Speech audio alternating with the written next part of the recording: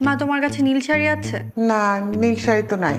বুঝলাম না, একটা মহিলার সংগ্রহে নীল শাড়ি থাকবে না? এটা কেমন কথা? নীল শাড়ি দিয়ে কি করবি তুই? মেঘ পরে যেতে বলেছে। আমার অনেক রঙের শাড়ি আছে, ওখান থেকে একটা পরে যা। হ্যাঁ, মা, তোমার সব রঙের শাড়ি আছে, অথচ নীল রঙের শাড়িই নেই। এখন বুঝলা তো তোমার রুচি কত খারাপ? আমার রুচি খুব খারাপ, জঘন্য। এখন তোর নীল শাড়ি লাগবে? হুম। ঘুমাতে যা, দয়া করে আমাকে একটু ঘুমাতে দে। সকালবেলা মার্কেটে নিয়ে যাব, নীল শাড়ি কিনে দেবো। মা, মা, মা খুলো। খুলি খুলি।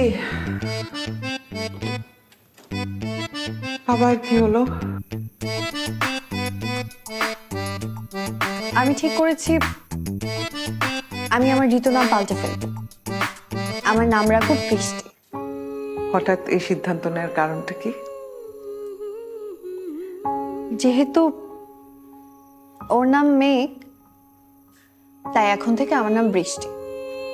মেঘের বৃষ্টি, একদম সহজ হিসাব। জানি তোমাদের দেয়া নাম চেঞ্জ করলে তোমরা কষ্ট পাবে, কিন্তু আমার কিছু করার নাই। এতদিন এত কষ্ট করে তোকে বড় করলাম, এত সুন্দর দেখে একটা নাম রাখলাম। এই কোথাকার কোন ছেলের জন্য আজকে তুই তোর নামটা পাল্টে ফেলবি? মা, এটা তুমি কি বললা? কেন? কোথাকার কোন ছেলে মানে? শোনো, তোমাকে একটা কথা স্ট্রেট বলি, আজকের পর থেকে কখনো ওকে নিয়ে কোনো উল্টাপাল্টা কথা বলবা না। আরে আমি তো মজা করে বলেছি।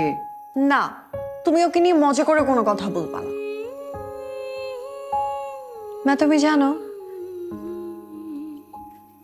আমি কল্পনায়, স্বপ্নে ঠিক যেমন মানুষকে চেয়েছি, ও ঠিক সেরকম। একটু কমও না, একটু বেশিও না। আচ্ছা ঠিক আছে, মজা করেও কিচ্ছু বলবো না। এখন তো খুশি? খুশি। আমরা একটু ঘুমাই, অনেক রাত হয়েছে। ওকে, গুড নাইট। ঋতুর মা, ও সরি, বৃষ্টির মা, আমাকে গ্লাস পানি দাও তো।